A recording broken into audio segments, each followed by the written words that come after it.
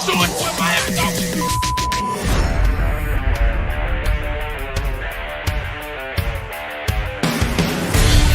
The pressure, he's in trouble. Loses the football. Touchdown!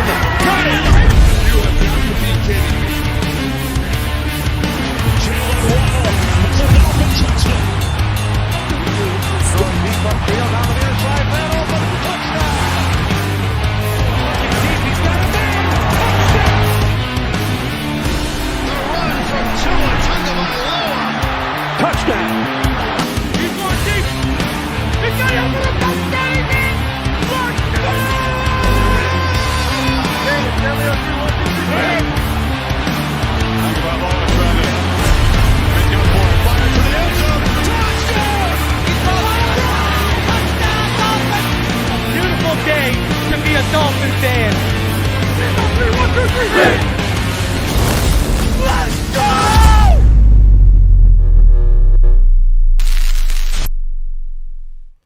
What is good, Fin Nation? What's good? It's your boy Reason. We are back here for another one. I appreciate all of you coming out on this Friday night as it is the eve before Christmas Eve. It's Festivus. It's a Festivus for the rest of us, and I hope everyone is having a fantastic Festivus, right? I hope your feats of strength went well at the dinner table. So thank you everyone for joining us tonight. We're gonna preview. We got a lot to talk about because the main difference between the regular season and the off season when you watch inside the NFL. The off season is when you see me more as a content creator, right? Doing my big boards, doing everything, doing my shows, putting everything together, and then obviously the off-season coverage during training camp is, what we do here is second to none, and it's going to get even better this off-season with the stuff I got planned. And so it's like a lot more of a wild, wild west in terms of what I can talk about, what I go with, et cetera, et cetera. Whereas during the season, very structured. You can see, you can depend on me certain nights a week, 5 times a week, basically 6 times if you want to count the post-game show after the live reaction. So, yeah. So we missed some stuff I wanted to talk about, and I don't go live during the season on Thursdays because y'all want to watch Thursday night football. I already got to go live on Monday night to recap everything, and I ain't trying to bug y'all during Thursday night football. Enjoy football, right? So listen, here's what we're gonna do. We got a bunch of stuff to go over. I got some, the Gesicki. We haven't talked about it yet on this channel. I want to talk about it. Mike Gesicki and what he said to Dawson Knox in the mic'd up. We're going to talk about that. Aaron Rodgers praised Tua Tagovailoa. I wanted a chance to talk about that.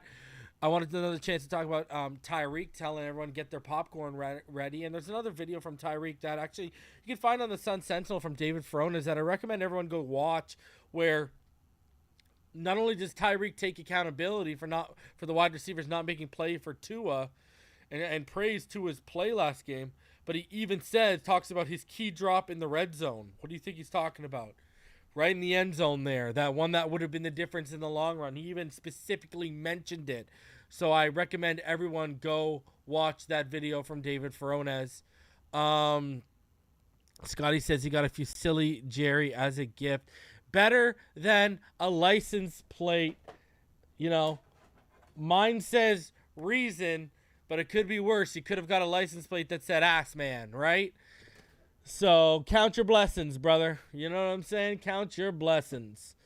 And your boy, chasing those Julios for Christmas Eve. I've been ripping some chrome, some Bowman platinum, some Bowman chrome. I ripped some Absolute yesterday, and I got the case hit out of an Absolute blaster. I didn't get the kaboom, though. I got an explosive. Obviously, your boy didn't hit that. Here, I'll actually show y'all what I hit. Give me 1 second here. Because, hey, it's a football show. It's a football show. Where are you in here? There it is. So your boy, there was 4. I turned them down, I said, you know what? I'm going to go get some. I wanted some baseball because I'm chasing Julios and Bobby Witts and and Peñas and all that stuff. So I was like, you know what? Let's relax, okay? I was like, I got my platinum. I got 2 chrome, Bowman Chrome mega boxes. I got 2, and I got a platinum mega box, which out there for you guys, it's like $90, $100. It cost me $140, $145 after tax for the Bowman Platinum mega box with 2 autos, but I got some great hits. Anyways, I digress. When I went and got the baseball stuff, they had just restocked, and there was a full case of absolute football up there, okay? And, everyone knows there hasn't been a release of football cards, since, Score. There hasn't been a good release in quite some time. So, absolute, you could chase Kaboom. So, I was like, all right, whatever. So, I got my baseball, came back, and I was the next day, and I was like, you know what? The absolute was getting run through. So, there's only 4 boxes left. So, I was like, you know what? Let me grab 2. So, I grabbed 2. I got home, ripped them, and I got the case hit. I waited, and I got the case hit. And it was this Christian, I don't know if y'all can see it really well. It's a Christian McCaffrey. It's called an explosive. It's not a Kaboom. It's an explosive. Kaboom's the ultimate case hit, and then this is the secondary case hit. And obviously, and I'm thinking to myself, if you can see it closely there, the colors, I'm telling you right now, if they would have updated this to the San Francisco one, that thing would have been fire. That thing would have been off the chain because of the color match, but they didn't update it. And I got him in his Panthers colors or whatever. So, fire card. But so for Christmas Eve, your boy's going to rip. I pulled, what did I pull out of this? Oh, I pulled a Julio parallel out of my last one of these. And I said, you know what? Let me buy a box for Christmas Eve. So this is what I'll be doing tomorrow night after the kids go to sleep, after all the presents are under the bed. While all of y'all are tucked in thinking about Dolphins dancing upon the Packers' heads. Your boy will be ripping some some Topps Christmas. You already know what time it is, baby. Merry Christmas. I'm going to be live as well. I'm going to be live on Christmas Day. Yeah, we're going to be live for the game. So, you already know what time it is. I think, backstory too, my brother, massive Packers fan. I had to talk him off the ledge when they drafted Aaron Rodgers. And anyone who's followed me since 2019 knows who my 2 favorite quarterbacks in that draft were. I knew we're going to get Burrow. I love Burrow. Everyone knows I love Burrow. I remember defending. I remember some person when I was on when we used to do the Tuesday night roundtable, or it was around that time, and we were on TD's platform or whatever, and someone came up and they were trying to tell me they would take Joe Burrow, and this was like week 11, week 12. They were trying to tell me they'd take Joe Burrow week 11, week 12 into that season with what he was doing at LSU over Josh Rosen. I'm like, you're nuts. So I was Josh Rosen, but I know Burrow was going 1. So I wanted Tua, or I wanted us to pass and wait and get Jordan Love. If we were going to take a tackle, I wanted us to take a tackle and then wait and get Jordan Love. And I had to walk my brother down off the ledge, too, when they drafted Jordan Love. And y'all saw what Jordan Love did in relief a couple weeks ago. I think Jordan Love going to be special, man. I think Jordan Love going to be very special. He had all the tools, all the traits. And if you watched him at Utah State, man, his problem was in his last season, everyone left. Right? 11 players on offense, and 10 of them, what was it? It was 9 or 10 of them were first-year starters. So he suffered a lot of that. All the physical tools, man. So my brother's a huge Packers fan. I'm a huge Dolphin fan. Our dad, that's why I'm a Dolphins fan, is because of our dad, right? So he went against the grain. His grandpa, we have different mothers, and he's from my father's first marriage, and I'm from my father's second marriage. And so his grandfather is a huge Packers fan.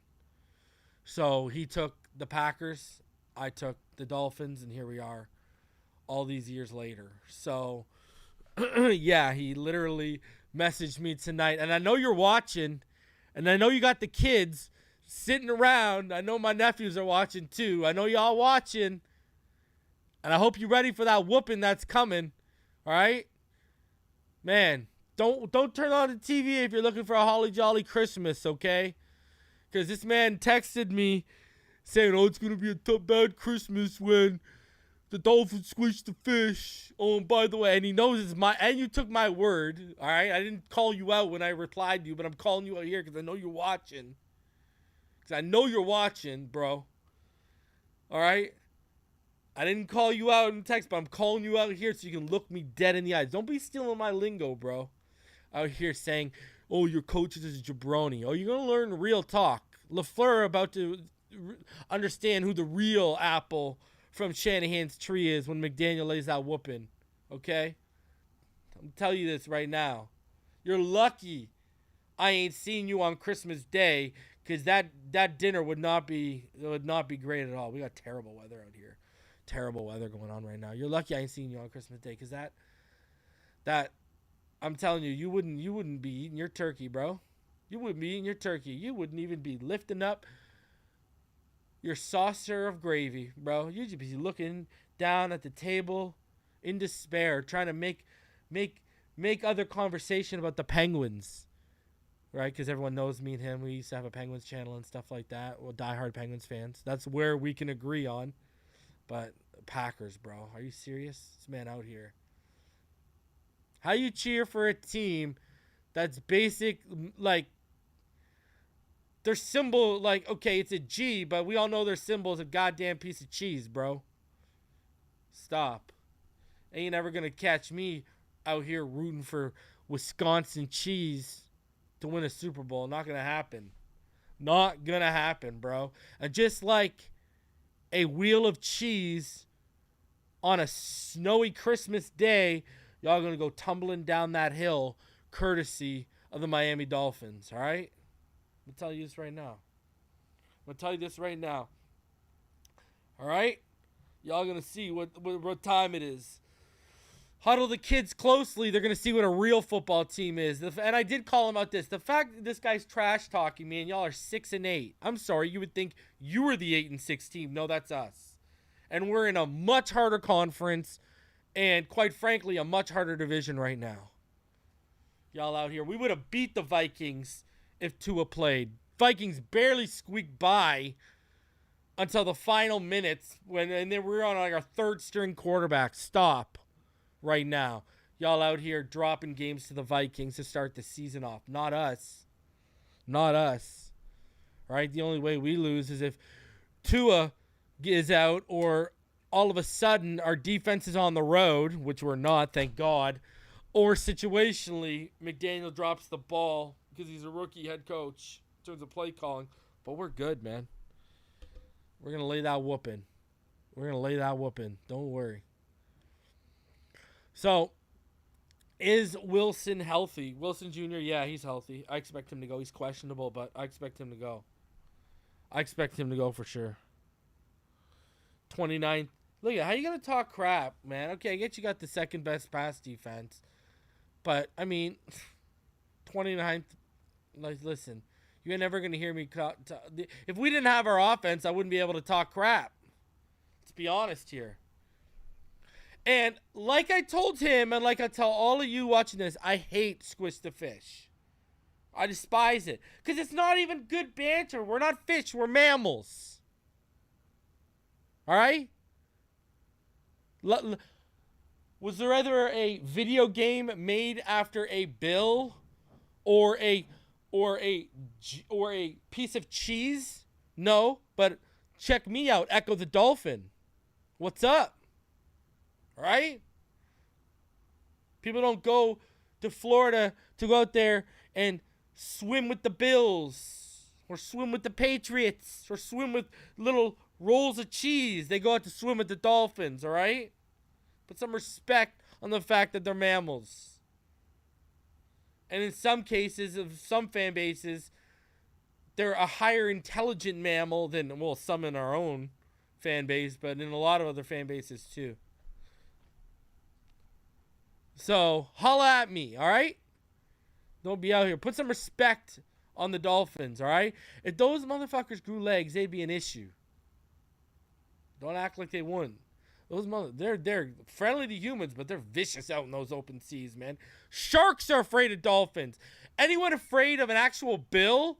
No, didn't they go extinct? Or no, those are bisons or whatever. Whatever the case, you know what I'm saying? They've been hunted. No one fucks with the Dolphins, though.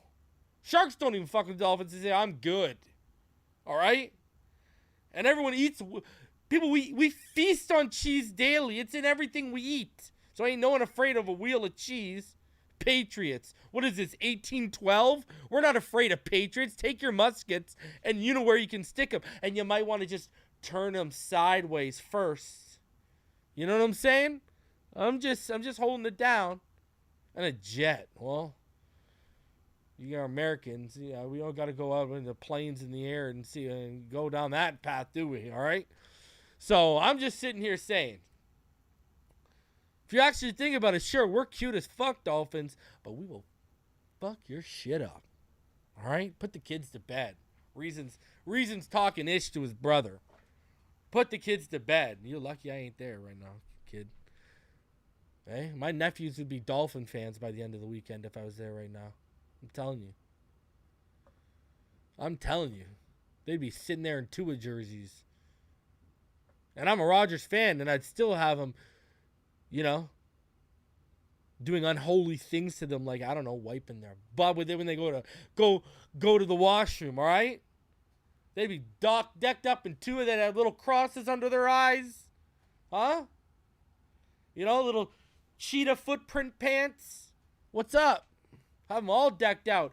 Penguin slippers. Oh, yeah, bro. Oh, yeah, they'd be Dolphin fans by the end of the weekend. Don't you worry. Anyways, by the way, holla at your boy. Hey, this guy's going to get a delivery on Christmas Day. It's going to be nothing but Inside the NFL merchandise for all the kids. We'll get it right. Don't worry. We'll get it right. Anyways, yeah, I just spent 20 minutes talking ish to my brother because I felt like it. You know what I'm saying? Got to have some fun here. Can't always be serious. Man, got to have some friendly fun banter. Even the fun banter slices and dices like a Ginsu knife, baby. You already know where you're at. Fire up your channel. Talk it. Nick, I'm coming for you. All right. Anyways, we got a ton to go over. Gesicki, what he said to Knox, I mean, are we surprised? We'll get into that. I do want to rant a little bit on this because I saw this being discussed. I don't know why it's discussed. Okay. Biggest Pro Bowl snubs for me. And I'm just going to hammer this out quick because there ain't much to go over here. To me, Wilkins and Jaelan Waddle 110% deserve to be Pro Bowlers. Listen, I get with Tua's recency bias. If he would have kept up what he was doing, at least over 2 of the last 3 games, what he was doing for the previous 4, he would have made it. And Burrow, he's really only woken up over the last 4 or 5 games. Recency bias. I get it. But Ja'Marr Chase has no business whatsoever being in the Pro Bowl over Jaelan Waddle. Listen, you want to be out here, you want to slander Tua? Cool. But I ain't going to sit here for Jaelan Waddle slander. This man averages 18 yards per reception. That's the best in the NFL. Best. On the 31st most receptions. He only has 62. And what does that equate to? The 7th most yards in the NFL and tied for the 7th most touchdowns. Bro, it's not even close right now, and I don't want to hear. I am not trying to hear that Ja'Marr Chase missed games. You know why? Because Ja'Marr Chase has 9 more targets than Jaelan Waddle, and Ja'Marr Chase is a number 1. Ja'Marr Chase has 71 receptions on 110 targets for 881 yards. He has 1 more touchdown, and he averages 12.4. He averages 5.6 yards less per reception than Jaelan Waddle. He has 1 more touchdown, yet he has 9 more receptions because he has 9 more targets, and he has, what, almost 300 less yards. He has about 240 less yards than Jaelan Waddle. This isn't even close. Jalen Waddle has no business being overlooked. When you look at him, it's literally remove Jamar Chase and put Jalen Waddle, and those are the 4 best statistic wide receivers in the NFL right now. Stephon Diggs, Jalen Waddle, Davante Adams. They are the best in the AFC right now.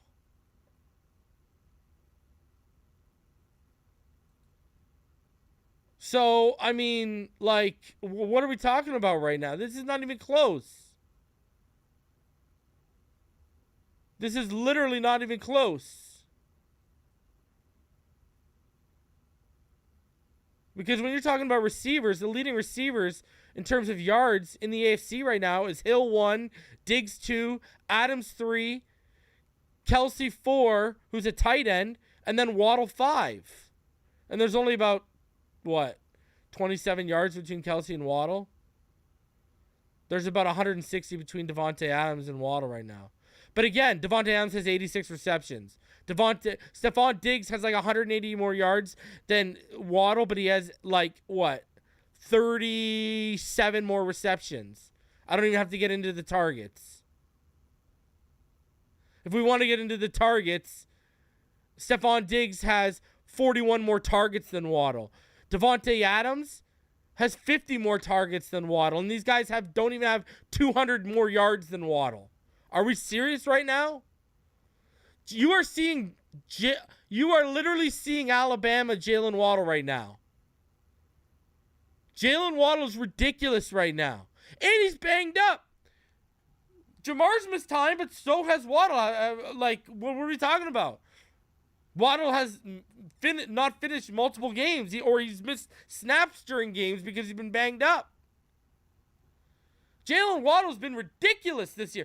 When you think about what Tyreek's doing, Tyreek has 152 targets compared to this man's 101. But there is actually a difference there. There's like a 400-yard difference between them, right? Whereas Tyreek only has 10 more targets than Stephon Diggs, but he has like 300 more yards. Tyreek and Davante Adams have the exact same targets, 152 to 151, but the difference in yardage is almost 300 yards.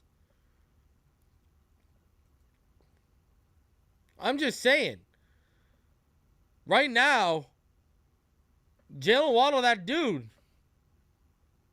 Jalen Waddle is the 4th best receiver yardage-wise, total yardage in the AFC right now. And he's the 7th best in the NFL.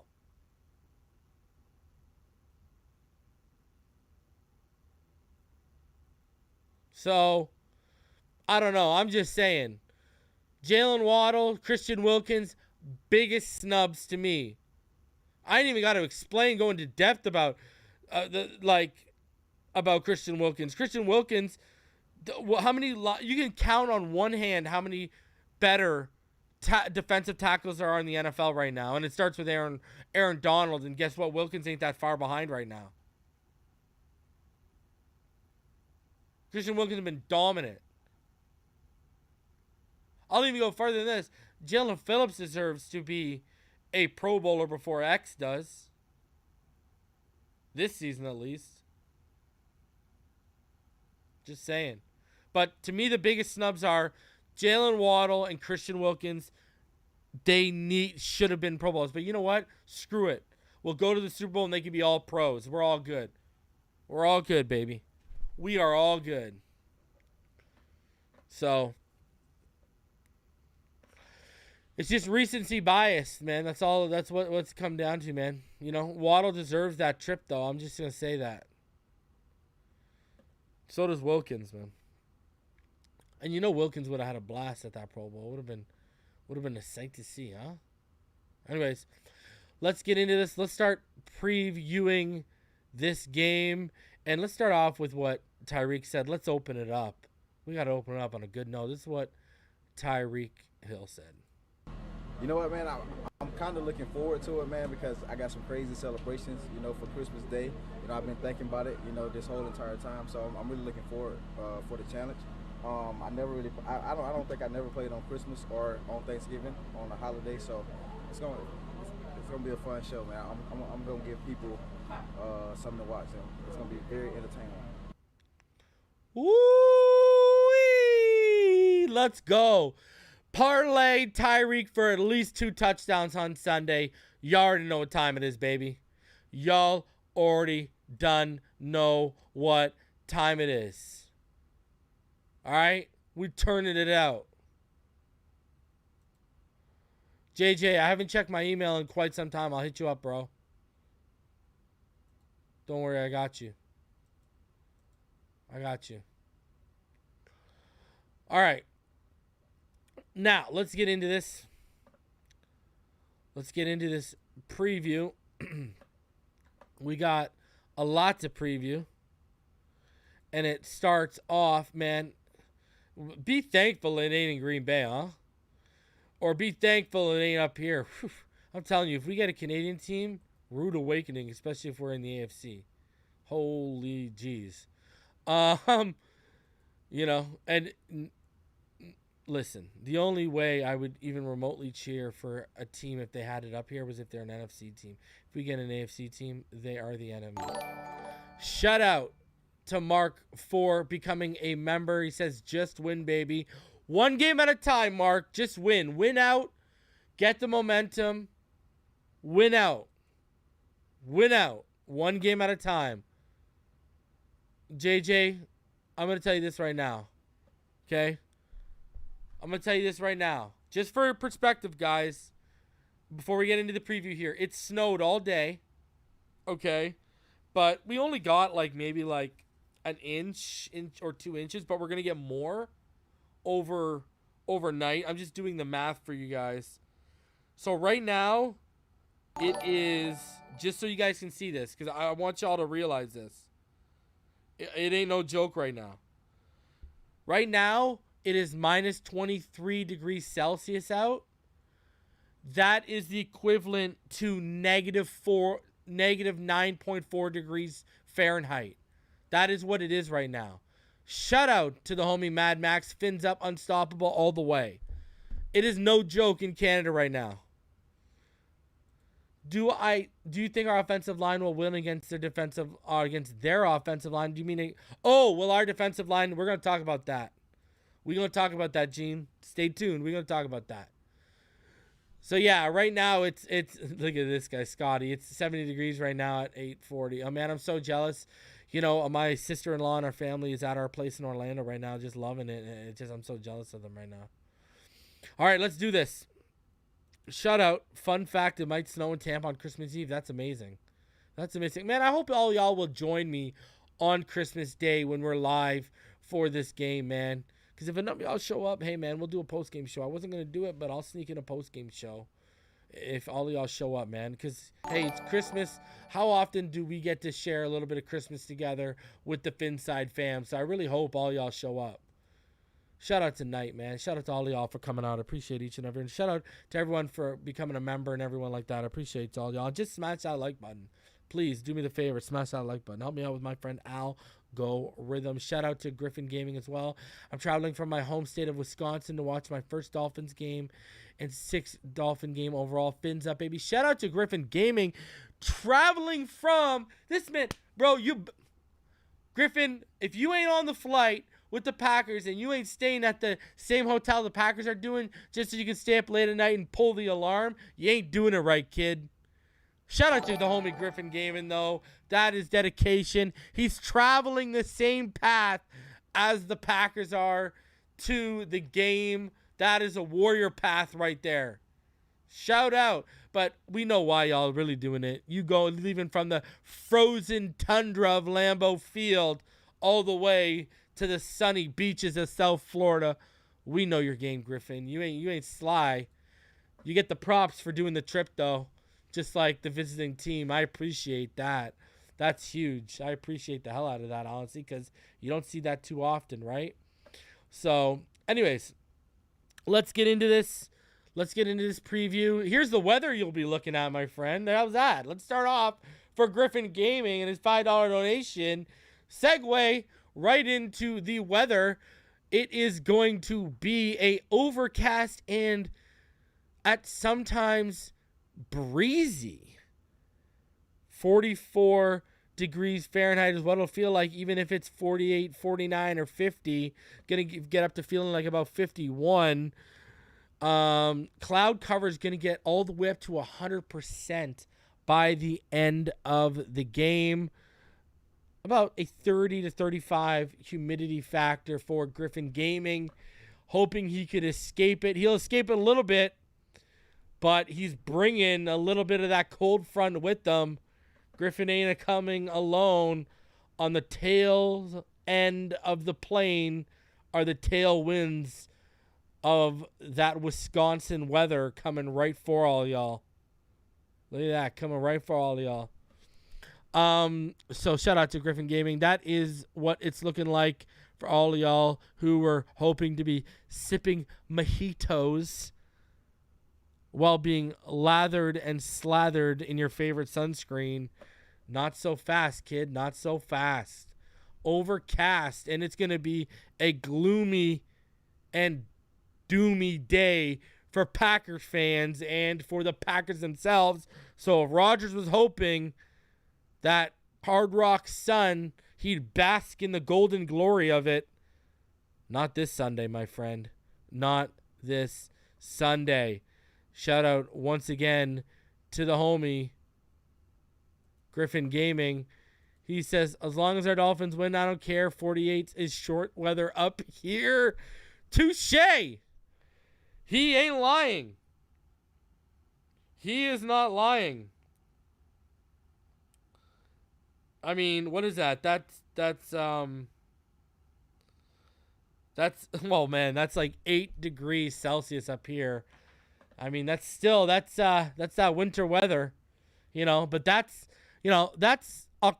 late October, early November weather up where I am. That's what that is.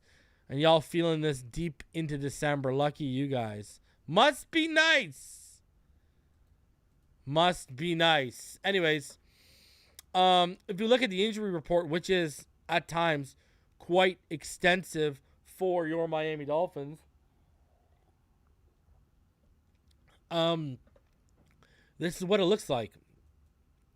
By the way, 200 of you in the room, smash that like button, subscribe if you are new.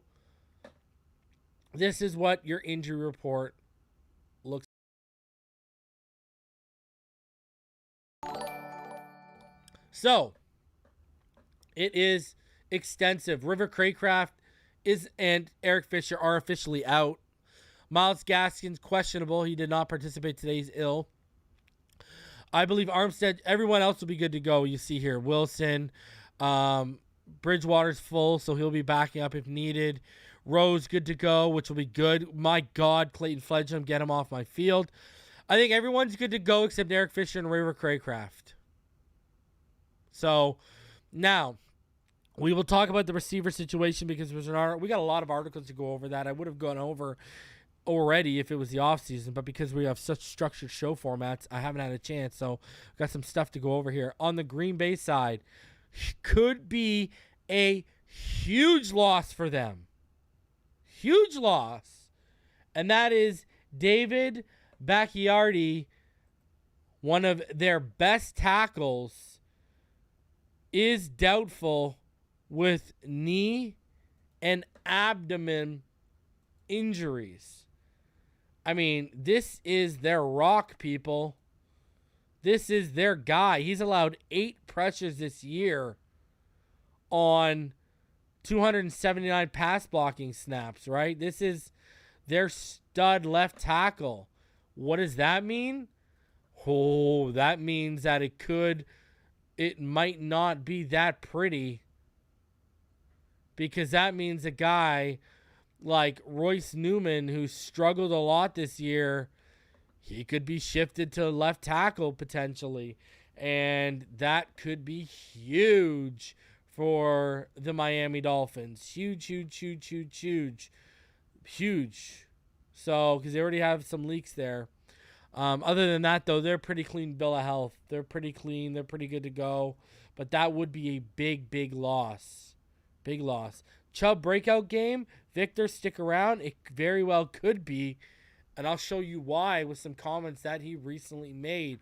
Now, let's get into the nitty gritty. How do these two teams compare when you stack them up?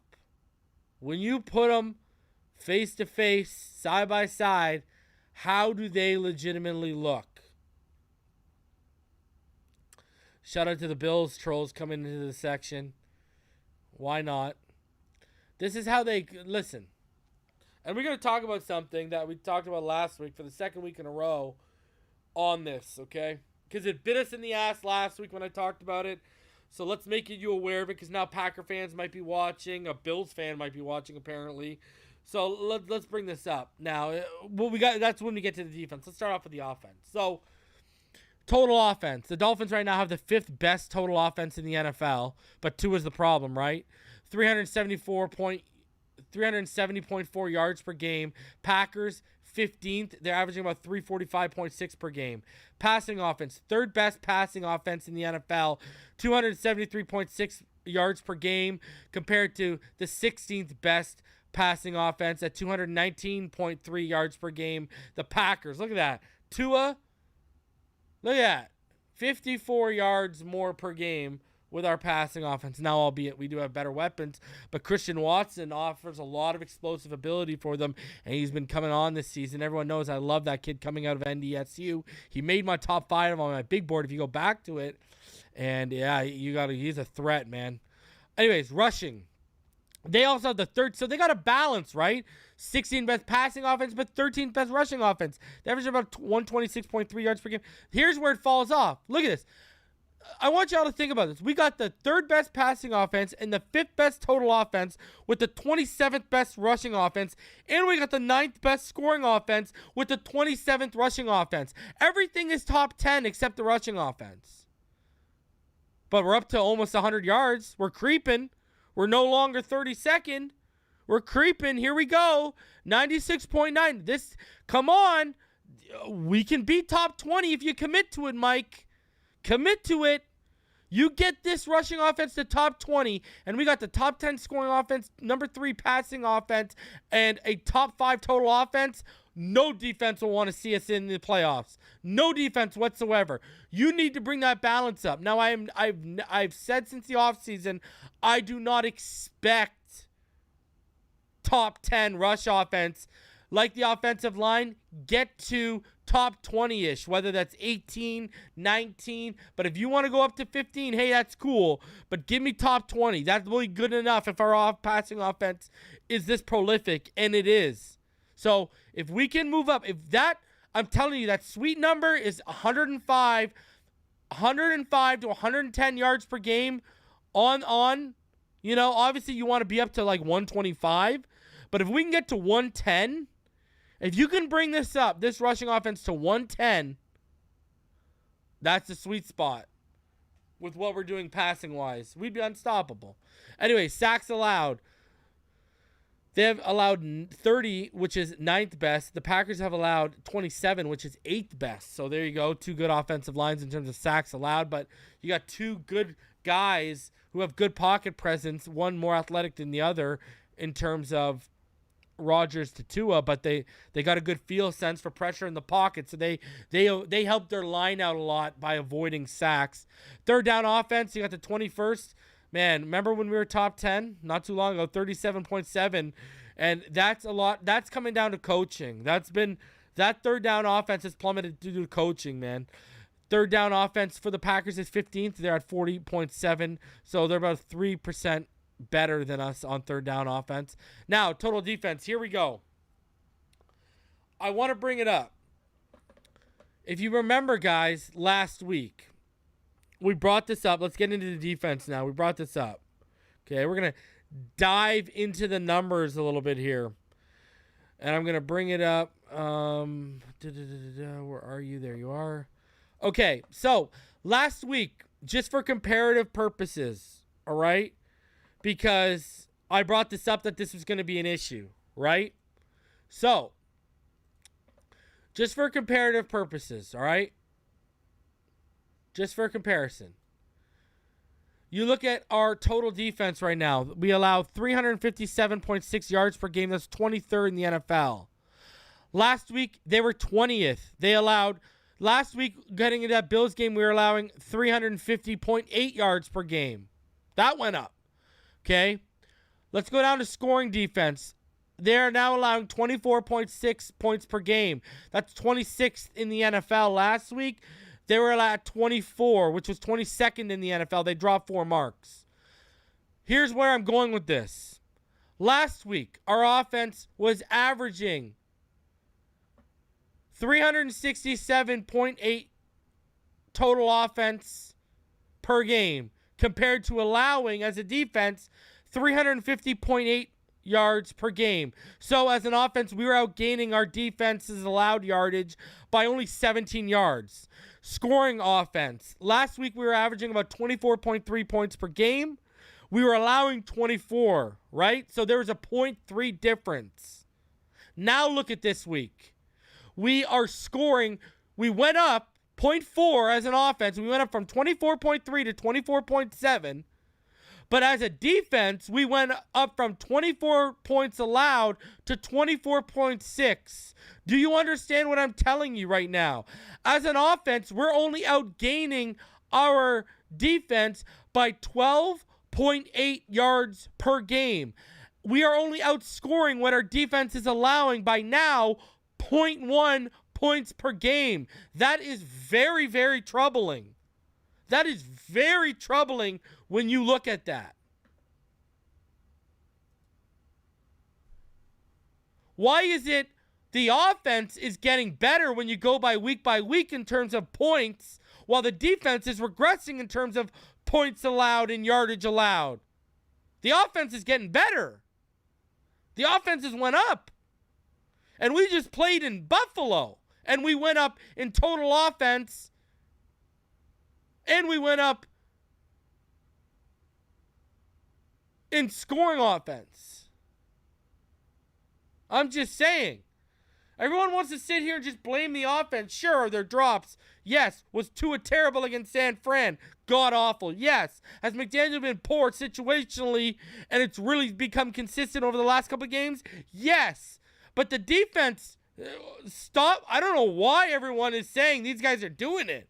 The numbers are not backing you when you look at it right now. The defense is not up to par, man. Look at this. Let's go through the comparisons. And anyone telling you different is lying to themselves, and you. All right. Total defense. They're the 15th best are the Packers. They allow 334 yards per game. Again, we allow 357.6 for the 23rd. Passing defense. We are 27th. We allow 246.3 yards per game. They are second. They allow 185.1. Rushing defense. We are 10th. We allow 111.3 yards per game. They are 29th. They allow 148.9. As a scoring defense, I mean, you see it there. 24.6 points per game allowed by the Dolphins, which is 26th. They allow 22.4, which is 15th. Sacks, we have 35, which is 13th best. They are 23rd. They have 29. They are 23rd best. They have 29. On third down defense, they're 12th best. They have 38. They only allow a 38 clip, which is right around with what we convert at. We convert at 37.7. We are 27th. We allow a 43.7 conversion rate, which is 3 points better than what their offense is currently converting at, which is 40.7. So again, look at it. We can't get off the field on third down, which is something I've been screaming over the past couple weeks, but no one wants to talk about it. They just want to talk about the offense. Takeaways. The Dolphins, they have 13, which is 29th best. The Packers, they have 16, which is 19th best. And then giveaways as an offense, we only have 15 giveaways as an offense, which is 6th best. They have 19, which is tied for 23rd. So, listen.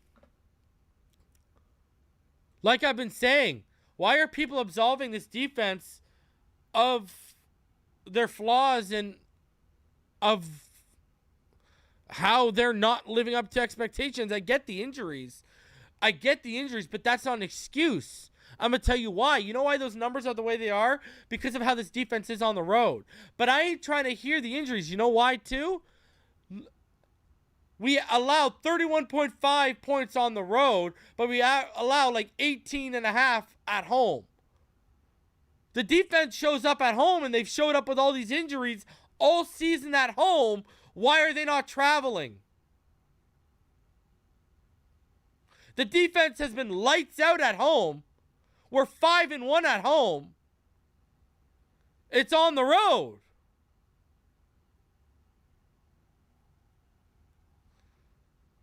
That's what the issue is.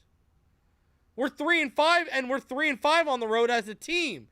And really, 3 of those wins, the offense was carried us to those wins, i.e. Detroit. Like, those numbers shouldn't even be that bad for our defense. The reason why they look that bad is because how they perform on the road. We've gone over this on the show when Barry Jackson broke it down. We allow 16 passing touchdowns on the road to 1 interception. At home, we've allowed 8 passing touchdowns to 6 interceptions. We allow 6 yards per play on the road. We allow about 4.6 at home. We allow 31.5 points on the road. We allow about 18.5 at home. It's the road. We suck on the road. I don't know what's happening on the road. Are these guys staying out too late? Shout out to Griffin Gaming.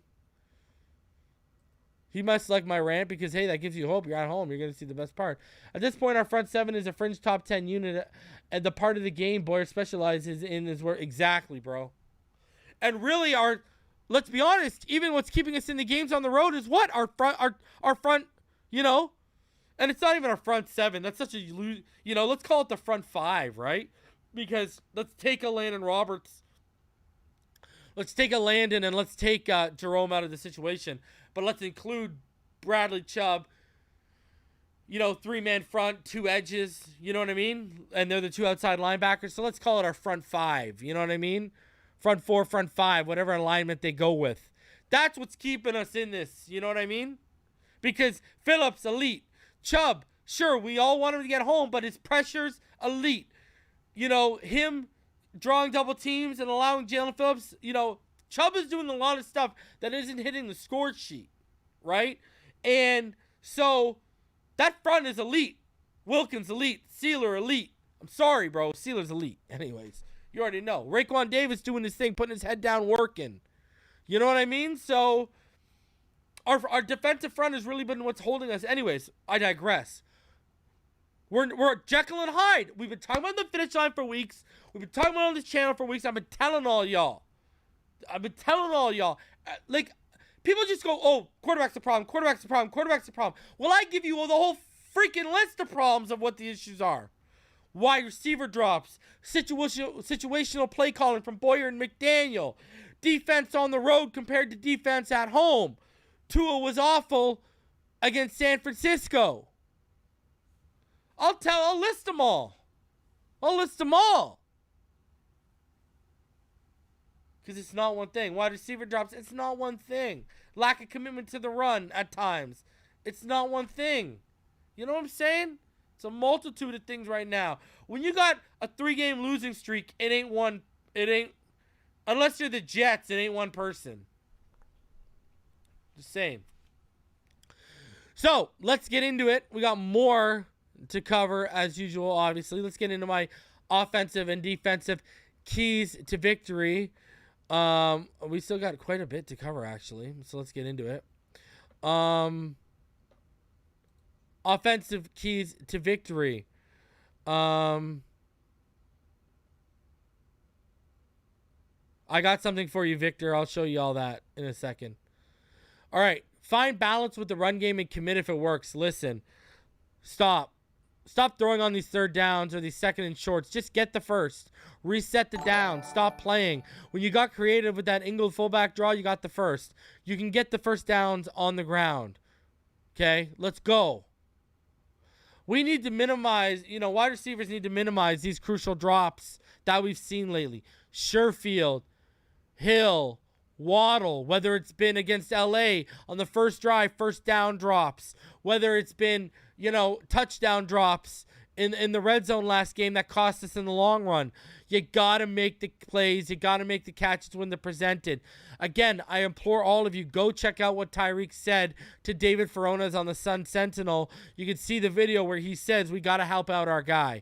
And he even mentions his key drop in the red zone, which he's talking about, his drop in the end zone there. So you got to minimize these crucial drops. Situationally, whether it's been play calling or drops, it's been porous, man. And McDaniel, you need to get better play calling. You just need to be better play calling situationally. I don't know what else to tell you, man. Hey, am I glad you're willing to go on the sidelines and tell everyone, hey, that's my bad? Sure. Humble. I love it. But it's time to put up or shut up. The run game is... Listen, Ahmed was getting some yardage. That's cool. So continue to feed him and mix in more Mostert. The fact Mostert only had 6 carries in the second half, I said it then, I'll say it again, was criminal. Okay? Absolutely criminal. He had over 100 yards on 11 carries in the first half, and you only gave him the ball 6 times. Sure, you want to give another 5-6 to Ahmed? Cool. But then give this man... The sweet spot was to hit 30 rushing between the both of them. There's no reason why Mostert shouldn't have had more than 20 carries. No reason why. None. And now you are going against, again, the 29th best rushing defense. Okay? Meaning there's only 3 teams worse in the NFL at defending the run than them. The 30th, the 31st, and the 32nd. Get it done. Listen. Stop chasing the MVP. Even Tua told you when we heard you were mic'd up. He don't care about the yardage. He cares about the tubs. Cool. Get it done. All right? So, find balance with the run game and commit if it works. Wide receivers need to minimize the crucial drops we've seen lately. And McDaniel needs to be better calling plays situationally. There is literally no doubt about it. Okay? And let's get into the defense now. Because you got, I don't know if you guys have seen this. I really don't know if you guys. But Aaron Rodgers, guys, Aaron Rodgers on Christmas Day has been lights out. In his 2 Christmas game days, he's thrown for 5 touchdowns and 0 interceptions and 3 touchdowns and 0 interceptions. He's lights out on Christmas Day. And we're Dolphin fans. We know how this plays out. All right. Don't let Rodgers extend plays. He'll eat you alive. We saw what happened when you're asking Jerome Baker and those guys to hold their coverage for 8 or 9 seconds. And just because you were letting Allen run around and extend plays, y'all boys are gonna have to get there, and you're gonna have to close them down. Sorry. Dolphins defensive front has to own the trenches. With David Bakhtiari apparently out as well, no excuse why you shouldn't. Okay? Because, here's the deal. Josh Nijman right now, right? He is their starting right tackle. Josh Nijman. He has already allowed 25 pressures. The man who might be filling in tomorrow at left tackle, Royce Newman, has allowed 17. That's 42 pressures between both their tackles. Even with double teams, they can't double team everyone. Chubb or Phillips, someone's got to eat. Someone's got to eat. Someone's got to eat. So, get it done. All right? Don't know what else to tell you. You should own the trenches tomorrow if Bakhtiari's out tomorrow. Own them. And like McDaniel, Boyer needs to be better calling plays situationally. Man, 3rd and 17, you go back and watch that play. This man dropping all of our defenders back in front of the sticks. And then our defense, because he only sends 4 men, we get no pressure. Allow Allen just to have all the time in the world. Routes develop behind the sticks and behind the first level of coverage, and they're open, and boom, that's what, man, come on. You got to know when you're sending the house. 3rd and 17, you're pinning your ears back, and you're sending 5, brother. Come on. These pass rushers better be saying their prayers, taking their vitamins, because you're sending the house, brother, when you're on 3rd and long. Stop playing with this scared money the scared house money BS. Scared money don't make no money, Boyer. And you're getting exposed for it. And you heard what Mike McDaniel said this week. That he expects this defense to improve, and I quote, drastically over the next short period of time. You are on the hot seat, Josh. You are on the hot seat, my friend. Anyone telling you different, lying to themselves. But don't worry. They'll find a way to blame Tua. My matchup to watch for this game, it's the passing attack against this Packers secondary. Listen, Tyreek, number 2 in yards in the NFL. Waddle, number 7. Tua, slicing and dicing. You know, we're at home. You know, we saw, hey, people keep lumping total defense in as a bad defense, but forget the Bears had the 5th best passing defense, and what did we do to them? Lit them up. Lit them up. Lit them right up. Now, I know this is a defense that has Darnell Savage, Russell Douglas, Adrian Amos, Jar Alexander, some studs there, right? But we going to get that work in. We going to eat. So this is the matchup to watch, because if that passing attack eats, it's over. Because, listen, I don't think Rodgers and the Packers offense is equipped for a shootout. They need a low-scoring, bang-it-out game, and our passing attack needs to take it to the Packers secondary and lay it on them. So that's my matchup to watch, because if you expose that, it's going to be game over. It's going to be game over. You know, I don't know. It's going to be see you next Sunday, Charlie.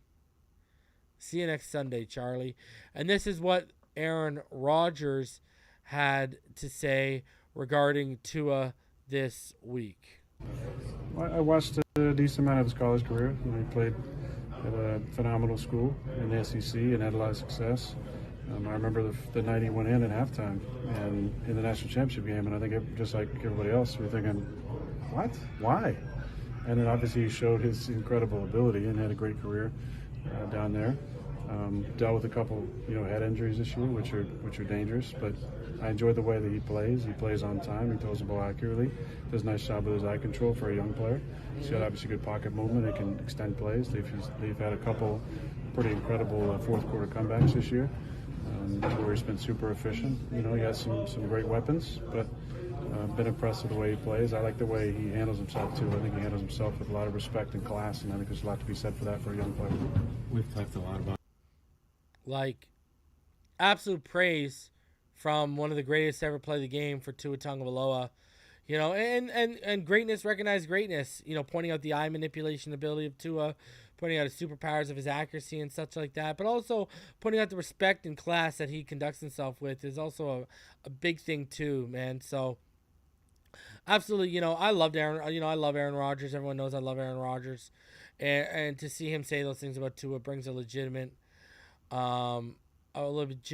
smile to my face, man, because I love both those players, man.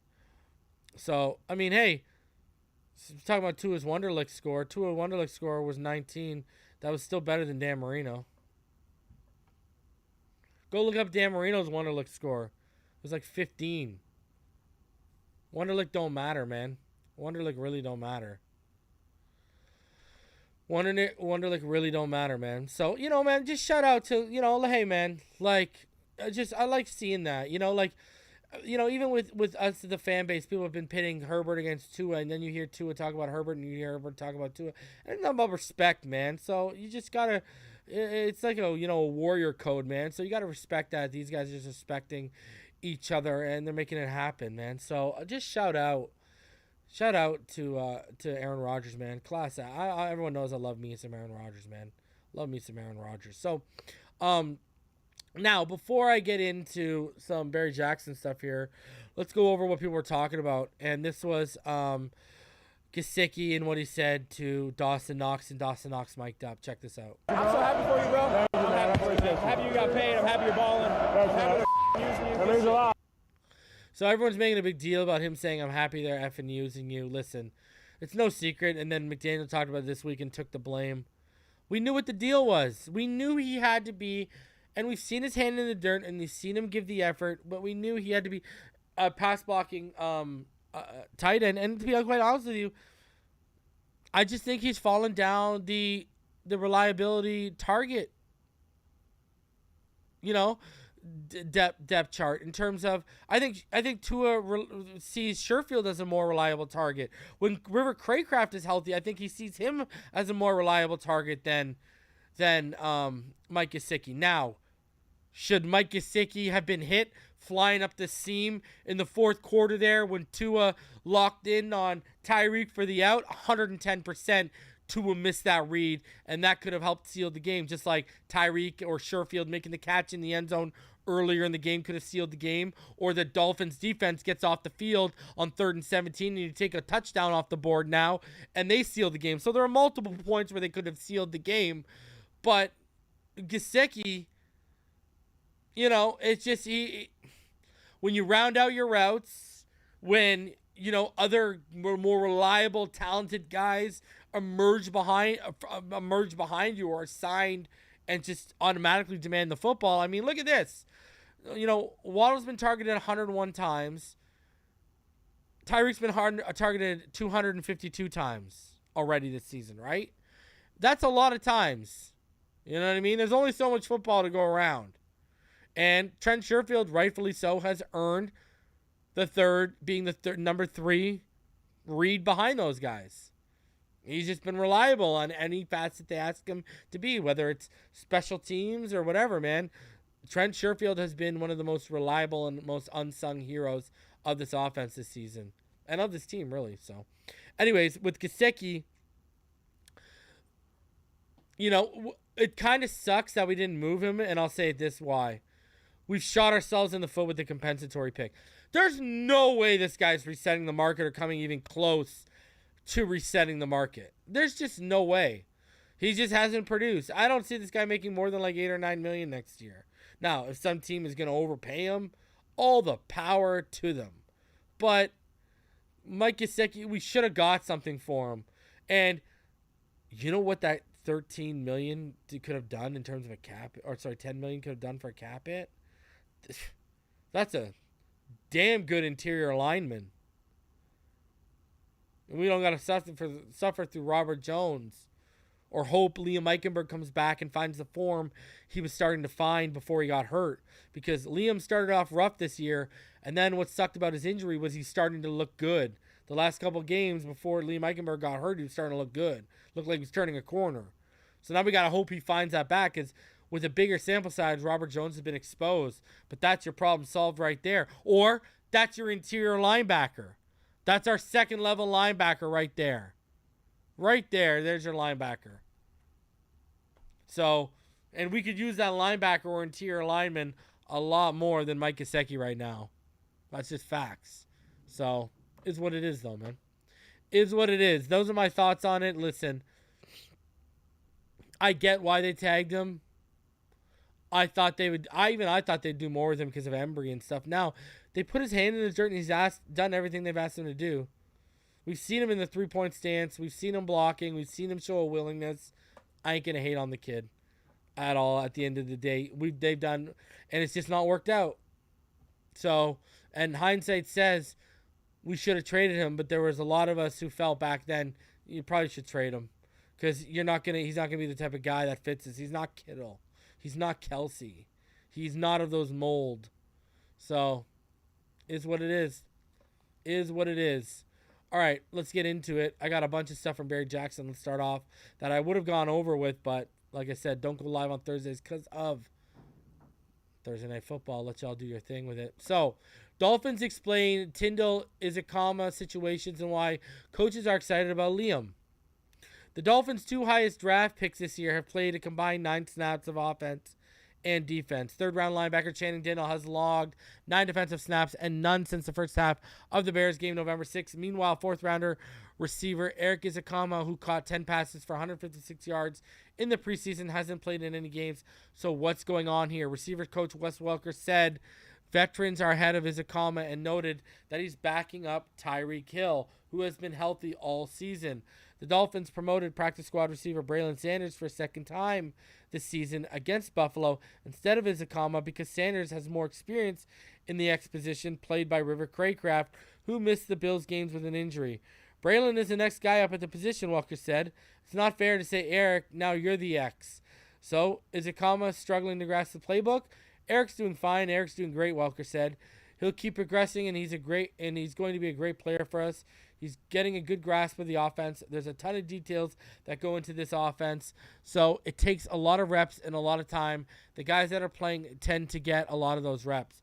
Ezukanma, who plays the Z and F receiver possessions, spends most of his time on the scout team, and it's tough for him to get those reps in practice because of other guys needing those reps. You do a lot of that during training camp. We have very long play calls and a lot of details and nuances that receivers must know. And if they are not on point with the quarterback, then there's too much of a pass rush to be off even a little bit, Welker said. There was a time it was hard for Ezukanma to even line up. Now he's lining up right. Eric will get there. Welker also noted the steep learning curve in moving from Texas Tech's spread offense to the NFL offense, which I've spoken with you guys before. Remember, they do not have an extensive route tree at Texas Tech. And Welker said, I came from that offense. Welker said. That's why I trust him with Ezukanma, because he came from where he came from. He knows how to develop this kid properly. Noting he had no receptions as a rookie. So what gives Welker hope that Ezukanma can be a good NFL receiver? He has the strength, the size, the hands, the speed we really like in our receivers. I look forward to really working with him next offseason. It's nothing we're really worried about. As for Tindall, defensive coordinator Josh Boyer said he's not playing because he has veteran players in front of him that no one understands the defense a little better than he does. He runs well. He's a physical player, tackles well. We're encouraged by that. Tindall has played 135 snaps on special teams. Eichenberg's return. Dolphins coaches seem eager to see Liam Eichenberg, who missed the past 6 games with a knee injury, and that's because Robert Jones has not been that good, especially the last 4 games. He's practicing and likely will come off injured reserve in the coming days. Rob Jones has played left guard in his place. Offensive coordinator Frank Smith said Eichenberg's pass protection was at a high level before his injury. We saw great growth, and I did too. And we saw it on the film breakdown, and we were talking about it consistently. Remember, me and Martin were both very disappointed that he got injured when he did because he was turning a corner. Now, how was Eichenberg as a run blocker? Matt Applebaum didn't answer directly, but said Liam has the skill to excel at all things we're asking him to do. I don't see anything he can't accomplish within our scheme. So, there you go. Per SI.com, the Dolphins have passed 8 times on 3rd and 1 and converted only 1 of them. They were 0 for 2 on converting passes on 3rd and 1 against Buffalo. Conversely, Miami converted its only 3rd and 1 rushing attempts against Buffalo and has converted 7 of 11 3rd and 1 run. Look at this. Look at this. Look at this. Tell me I'm lying. Tell me I've been lying to all of y'all. Come on, man. That is ridiculous. You are converting 7 of 11 on 3rd and 1 runs this season, but you keep pressing 3rd and 1 passes when you're 1 for 8. Come on, man. Unbelievable. Unbelievable. Asked about failed 3rd and 1 passes against Buffalo, Smith said, we felt opportunities presented for throwing the ball, advantageous looks to throw it. We didn't exactly get what we thought would play out on those plays. Did McDaniel second-guess himself after the game for those failed 3rd and 1s? Mike doesn't normally second-guess himself. He's confident in the decision he makes. If you're only driven by results, you're going to be miserable every day. Welker on Jaelan Waddle, who leads the league in average yards per reception. There were a lot of details early on that weren't quite there yet. He was still doing well because of what a freak athlete he is and how fast he's being able with the one-on-one battles. The details, now it's starting to hit. It's been really cool to see just his burst. When he gets the ball in his hands, he's gone. He's got the mindset of once he gets the ball in his hands to take it straight to the house, man. I'm so happy for you, Waddle's that dude, man. Waddle needs to be shown that love, man. Waddle needs to be shown that love. Him and Wilkins, biggest Pro Bowl snubs for sure. Biggest Pro Bowl snubs. Unbelievable. Unbelievable. All right, now I just want to show you guys quickly what Chubb had to say, because he actually, I know a lot of people are hating on him, and this is, I want to see what, I just want to show y'all what he had to say, just in regards to, you know, he wants to be a little bit better. He's expecting himself to be a little bit better. So this is what Chubb had to say. Bradley Chubb has had relatively quiet 6 first games as a Dolphin since his acquisition from Denver. He made clear on Thursday that he expects more of himself. I want to be more dominant, taking over games, Chubb said. That's the reason they brought me here, to help this defense take it to the next level. Yeah, we took it up a notch, but it's a whole nother level we can take it to, and I want to be the catalyst for that. Chubb, who gave himself a B when asked to grade his Dolphins' performance, has 12 tackles, 2.5 sacks, and a forced fumble since the trade. He had 26 sacks in 49 games for Denver. Chubb was added to the injury report on Thursday with a knee injury, but spoke to reporters and said he appeared fine. And also, a little here, cornerback Xavier Howard said he was surprised to be named to the Pro Bowl this week. It's an honor, though, to be a Pro Bowler, to be consistent with it. I feel like there were a bunch of plays I left out on the field, and I feel like I can get better and do better. So there you go, people. Chubb himself saying he wants to bring more to the table for all of y'all. Hey, it is what it is, man. It is what it is. He'll get it done. He'll get it done. He'll get it done. All right. Finally, well, 2 things finally here. Finally here from Barry Jackson. So the Dolphins, they listed the 3 key starters as questionable and 2 others as doubtful. River Craycraft and offensive tackle Eric Fisher are doubtful. So like I said, I don't expect them to go at all. Phillips continues his ascent in the 2nd season in the league. He's only the 2nd Dolphins player to produce at least 7 sacks in his first 2 seasons. Phillips has risen to 7th amongst PFF's 122 qualifying edge rushers. He's much improved against the run and top 10 in the league in quarterback pressures amongst edge players. He cracked before the season that he wasn't a fan of PFF because it rated him poorly last year. That was primarily because of his run defense, which he was rated on 102, but now he's rated 17th out of 122 edge players as a run defender. So huge one. Shout out to the Messi fan for subscribing. He said, how has his mindset improved against the run? He said improved technique and hand placement. He said mindset is a big one. He said playing the run is a tedious thing. It's hard in the trenches. Phillips has 7 sacks, tied for 27th in the league, but only 5 players have more quarterback pressures than his 39. His strip sack of Josh Allen last Saturday was the Dolphins' signature defensive player of the game. His improvement against the run and continued growth as a pass rusher explain why he's playing 71% of Miami's defensive snaps compared with 54% last season. I've improved as an all-around, every-down player, being able to come first, second, third, and be stout on the edge and do my job with defense. Last year, I was in that role pretty much solely third down, playing around 50% of the snaps or so. I've been happy with the ability to play more, and the coach is trusting me to take more snaps and more responsibility. Has the attention he's getting from opponents changed with Chubb on the team? I honestly can't tell, he said. I know Bradley is getting a lot of chips. We have a bunch of talented guys who can rush. It makes it hard. Who are you going to pick and choose to double team? I will be interested to see what it looks like the rest of the season. Here's what stands out to Chubb about Phillips's after 6 games playing together. He's relentless, Chubb said. Just relentless. He's got all the physical traits, everything physical you could think of he has. The thing that separates him is how he runs to the ball 30 yards downfield and how he reacts to just different adversity that goes throughout the game, and he never wavers. Always the same player, always the same guy, so that's going to make him great. With Liam Eichenberg potentially poised to return to the lineup, Robert Jones seems at peace with heading back to the bench after 6 solid games. Me learning, I don't know about solid, brother. He's been struggling for like the last 4. Me learning how the NFL works, don't lose your job to injury. You don't lose your job to injury, on why he's fine with Eichenberg going back to the lineup. On his own play, did some good things, always some things I can do better. Eichenberg has missed the past 6 games with a knee injury. Coach has said he was playing very well at this time of his injury on October 30th at Detroit. Dolphins have blitzed Javon Hollins only 29 times compared with 65 last season. And with Brandon Jones out for the season, the Dolphins playing backup safeties alongside Holland. It seems the Dolphins seem more comfortable playing Holland in coverage than blitzing him more. He's a good blitzer, Steve Gregory said. It's not something we shy away from, but we're calculated in picking and choosing our spots. He's an athletic big safety that can cover guys. Fullback Alec Ingold mentioned a couple weeks ago that McDaniel points out what he does wrong first if he believes he could have done something better. It's awesome, Ingold said. He sets the standard.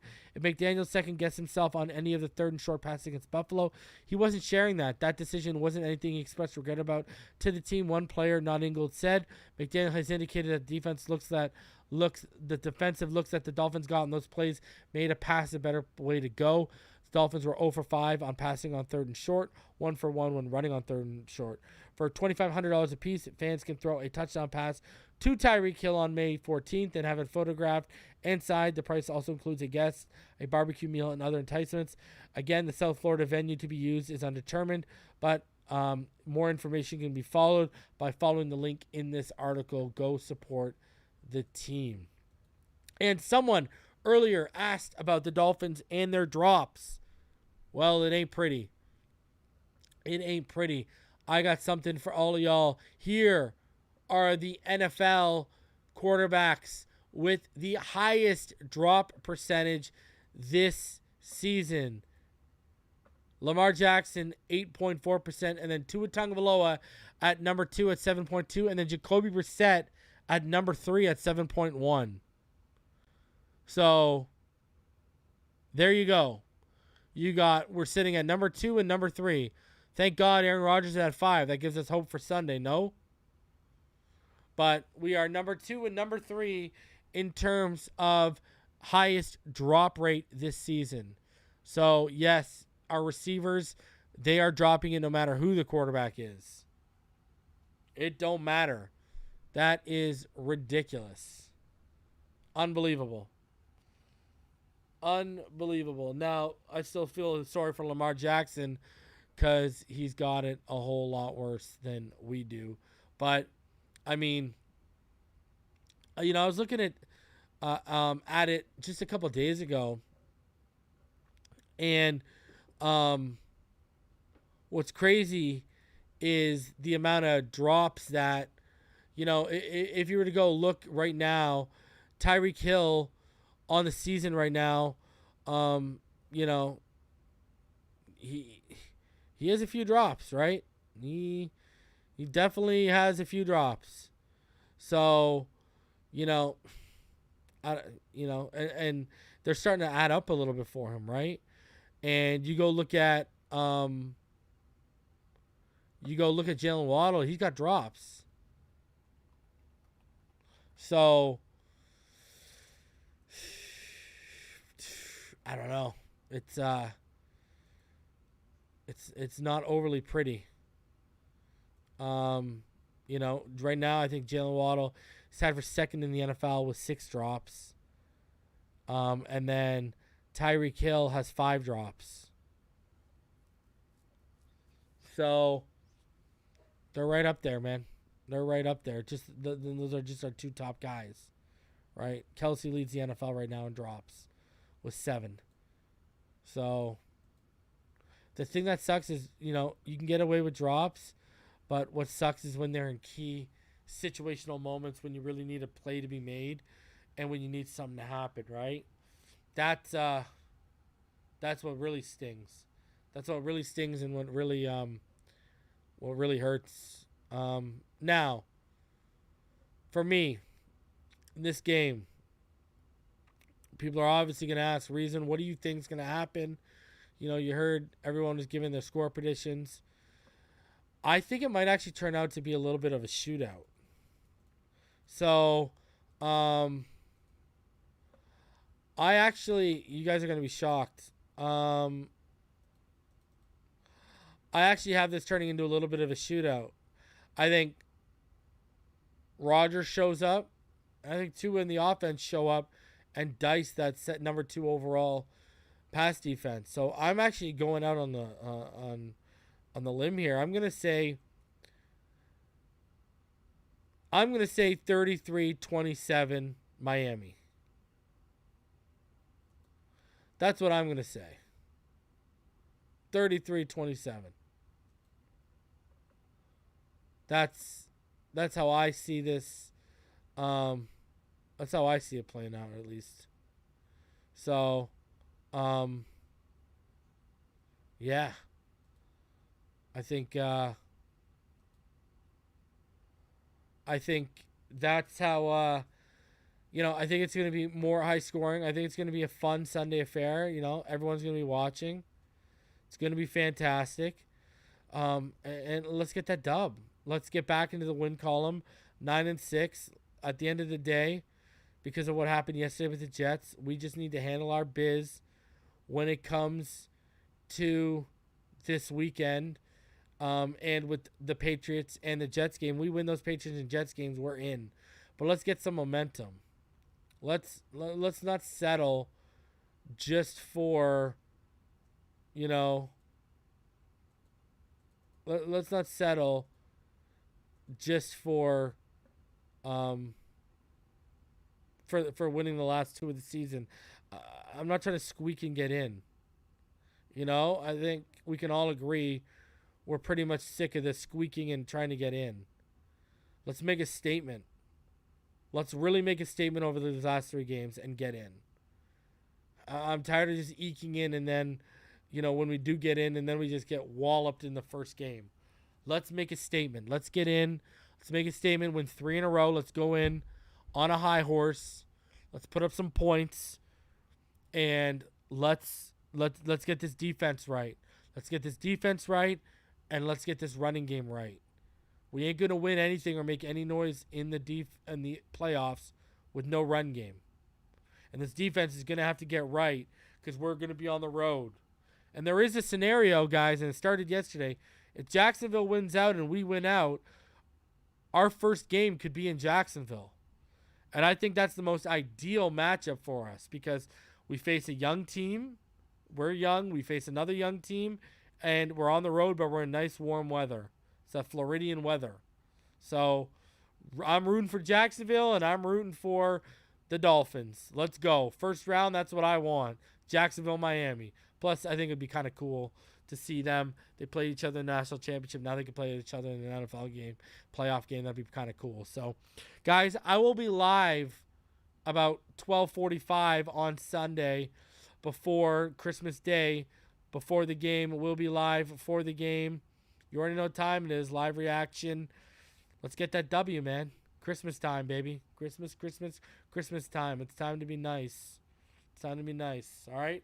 Fins up. I will see all of y'all on Sunday. Appreciate every one of you for spending some of your Friday night with me. And again, I will see all of y'all on Sunday. Everyone stay happy, healthy, safe, and blessed. As always, fins up all day, every day.